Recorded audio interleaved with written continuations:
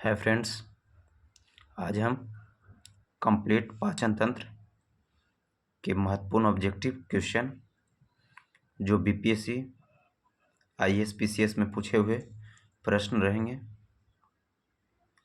ये latest pattern पर आधारित है। पहला नंबर क्वेश्चन, कार्बोहाइड्रेट के लिए मानव जीव की संवेदनशील क्षेत्र है पीछे के भाग। क्वेश्चन नंबर 2, मानव शरीर में पाचन का अधिकांश भाग किस अंग में संपन्न होता है? छोटी आंत में। मनुष्य के मुख गुहा में निम्न में से किसका पाचन प्रारंभ होता है? कार्बोहाइड्रेट का। किसका पाचन प्रारंभ होता है? कार्बोहाइड्रेट का। लार में से किसके पाचन में सहयोग होता है? तो स्टार्च का। किसका पाचन में सहयोग होता है? स्टार्च का। मानव शरीर में यकृत वसा के पाचन में महत्वपूर्ण भूमिका निभाता है। कथन ए में दिया हुआ है। कथन उसके कारण दिया हुआ है। यकृत में 2 महत्वपूर्ण वसा पाचक एंजाइम उत्पन्न करता है। इसका आंसर क्या हो जाएगा? ये मानव शरीर में यकृत वसा के पाचन में महत्वपूर्ण भूमिका निभाता है। क्या है? सही है। यकृत 2 महत्वपूर्ण वसा पाचक एंजाइम उत्पन्न करता है, ये भी सही है। इसको ऑप्शन हो जाएगा, दोनों सही है, लेकिन आर ए का सही कारण इसका ऑप्शन नंबर ए।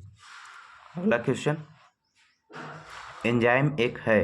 एंजाइम क्या है? एक बायो उत्प्रेरक है। एंजाइम क्या है? एक बायो उत्प्रेरक है। ये देखिए, उत्तराखंड पीसीएस प्री 2010 का पूछा हुआ सवाल है। अगला क्वेश्चन नंबर 7, एंजाइम मूलतः क्या है? एंजाइम एक प्रोटीन है। वीवीआई क्वेश्चन देखिए कहाँ पूछा। यूपीएससी प्री 1996, उत्तराखंड, बहुत सारे प्रश्न पूछे हुए हैं। क्वेश्चन नंबर 8, एंजाइम है क्या है? एक प्रोटीन है। क्वेश्चन नंबर 9, निम्नलिखित में से कौन एंजाइम ग्लूकोज को एथेनॉल में प्रेरित करता है? तो कौन है? जाइमेज। कौन करता है? जाइमेज। क्वेश्चन नंबर 10, जैविक सिस्टम्स में रासायनिक क्रिया की प्रक्रिया को तेज करने में उत्तरदायी होती है, कौन होती है? जाए एंजाइम। क्वेश्चन नंबर 11, निम्नलिखित में से किस एक की उत्पत्ति यकृत का कार्य करती है? तो यह यूरिया। क्वेश्चन नंबर 12, लिपिड्स का पाचन निम्नलिखित में से कुछ की उपस्थिति में होती है, किसकी उपस्थिति में होती है? पित्त अम्ल और लाइपेज। इसका आंसर हो जाएगा 1 और 2 दोनों सही। क्वेश्चन नंबर 13, एंजाइम लाइपेज का स्रोत है, इसका आंसर हो जाएगा अग्नाशय।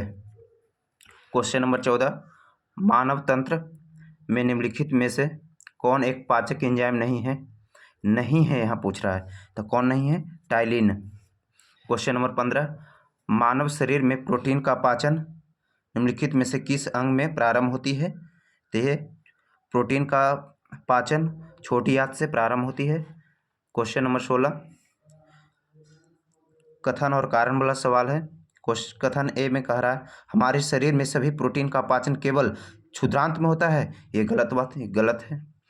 कारण में इसका दे रहा है अग्नाशय से प्रोटीन का पाचन करने वाली एंजाइम का क्षुद्रांत में छोड़ देता है, ये भी इसका सही है। इसका आंसर हो जाएगा, इसका आंसर है डी नंबर। ए गलत है परंतु आर सही है। क्वेश्चन नंबर 17, प्रोटीन के पाचन में सहायक एंजाइम होती है।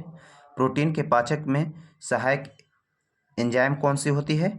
तो ये ट्रिप्सिन होती है। कौन होती है? ट्रिप्सिन। क्वेश्चन नंबर 18, स्टार्च को जल अपघटन में ग्लूकोज बनाने वाला एंजाइम कौन है?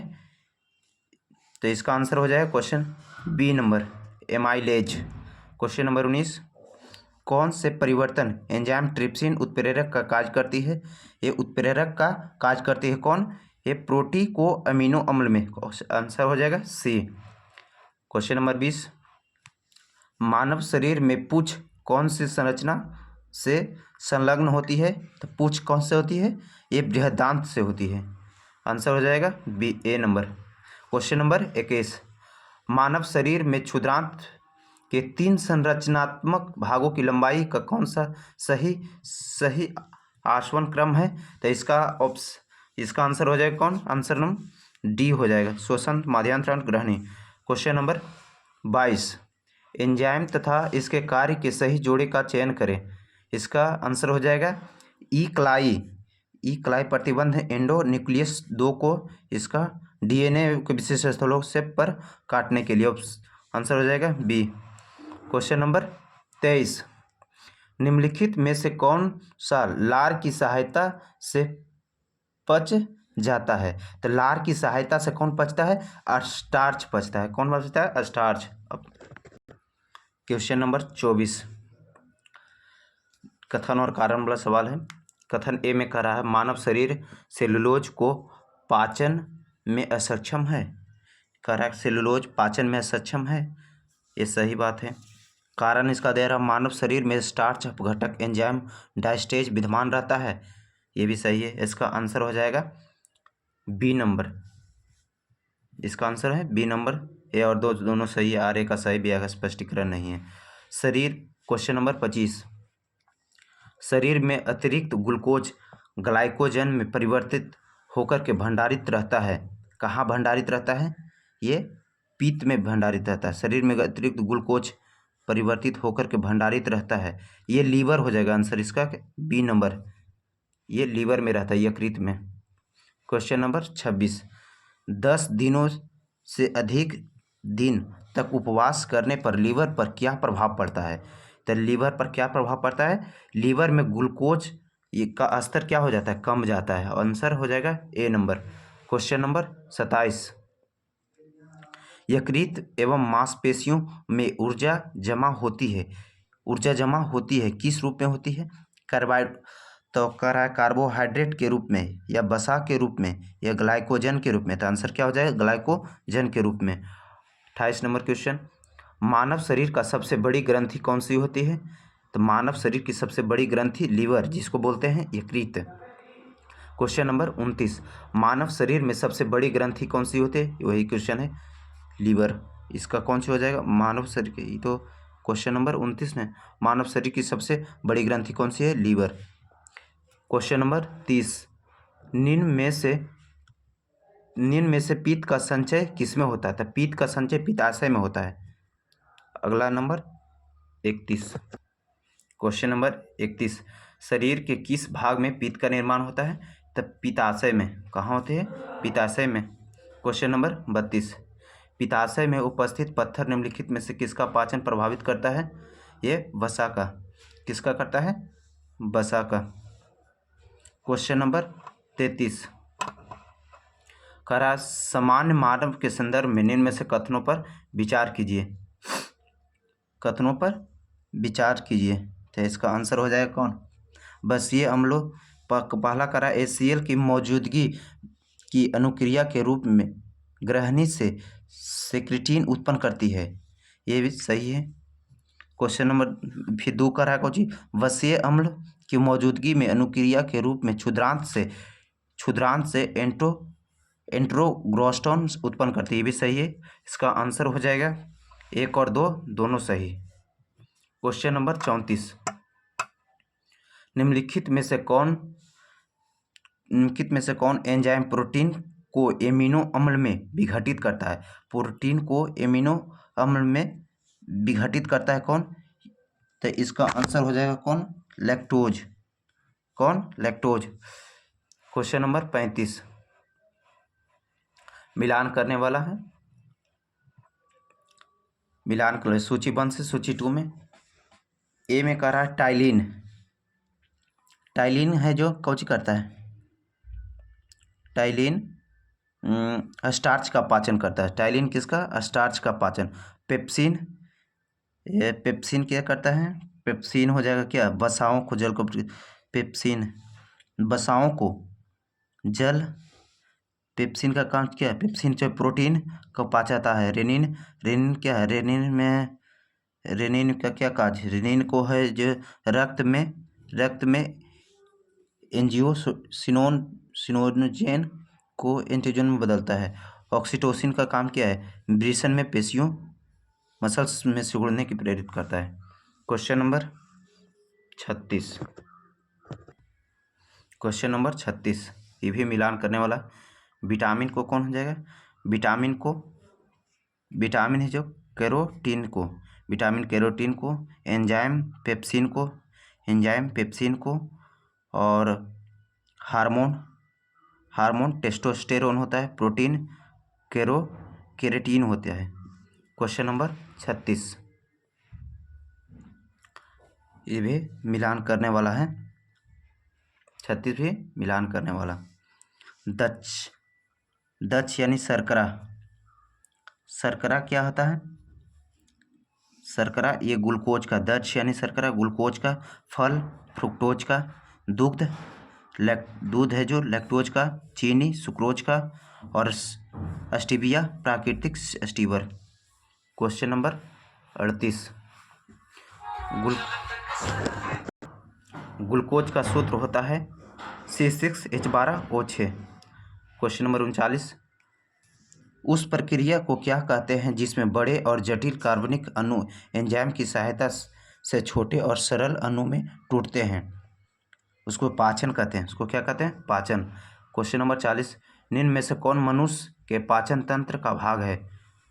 मनुष्य के पाचन तंत्र का भाग है तो कौन है? आहार नाल ये भी है, पाचन ग्रंथियाँ ये भी है, हृदय ये नहीं है। इसका ए और सी दोनों हो जाएगा। क्वेश्चन नंबर 41 मनुष्य में आहार नाल की लंबाई कितनी होती है? लगभग 9 मीटर। कितना होती है? लगभग 9 मीटर। क्वेश्चन नंबर 42 मनुष्य में आहार नाल से शुरू होती है और गुदा एनस में समाप्त होती है। कौन? मुख से समाप्त होती है और गुदा तक यदि आहार। मनुष्य में आहार नाल का भाग होती है। मनुष्य में आहार नाल का भाग है तो आहार नाल का भाग कौन है? इनमें से सभी, मुख, गुहा, ग्रसनली और अमाशय सभी है। क्वेश्चन नंबर 44 निम्नलिखित में से कौन हमारे मुख गुहा में उपस्थित नहीं है? हमारे मुख गुहा में उपस्थित नहीं है तो मुख गुहा में जीभ है, दांत है, रस संवेदनशील, एपिग्लोटिक्स नहीं, एपिग्लोटिक्स नीचे होता है। क्वेश्चन नंबर 45 जीभ के किस भाग में मीठे स्वाद का पता चलता है? तो अग्रभाग में, आगे वाला भाग। क्वेश्चन नंबर 46 मनुष्य के दांत के प्रकार के होते हैं? मनुष्य के दांत खाली स्थान प्रकार के होते हैं। कैसे होते हैं? थिकोटॉयड, इसमें सभी हो जाएगा आंसर। क्वेश्चन नंबर 47 अगर सोनू के पास दूध के दांत है तो इसकी संख्या अधिकतम कितनी हो सकती है? तो दूध के दांत होता है तो अधिकतम संख्या कितनी होते हैं? 20 होती है। एक वयस्क, क्वेश्चन नंबर 48 एक वयस्क व्यक्ति के दांतों के संबंध में कौन सा सही नहीं है? तो बोल रहा है कि अस्थाई दांत होते हैं, स्थायी दांत होते हैं, हेड्रोन्ट होते हैं। इसकी संख्या में 32 हो सकती है तो ये तो हो सकती है 32, तो वयस्क में तो 32 होता है, हेड्रोन्ट हो सकता है, अस्थाई दांत होती है, अस्थाई दांत होती है, स्थायी दांत होती है, स्थायी तो होती है, अस्थायी नहीं होती।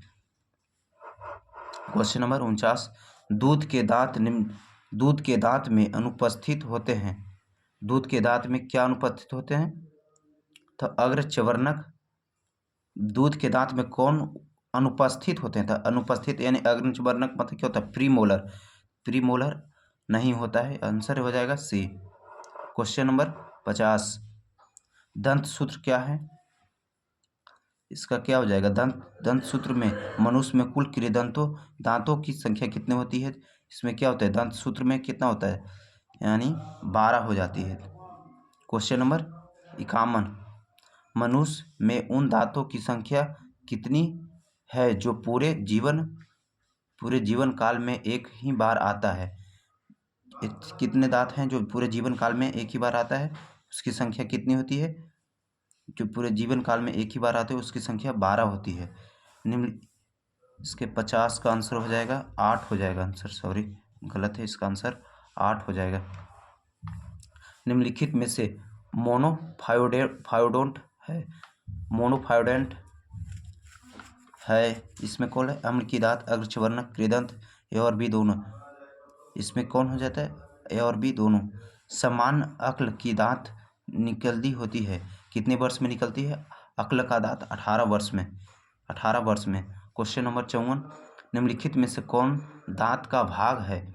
दांत का भाग है शिखर, जड़, ग्रीवा, इनमें से सभी। आंसर हो जाएगा कौन? इनमें से सभी। Question number 55।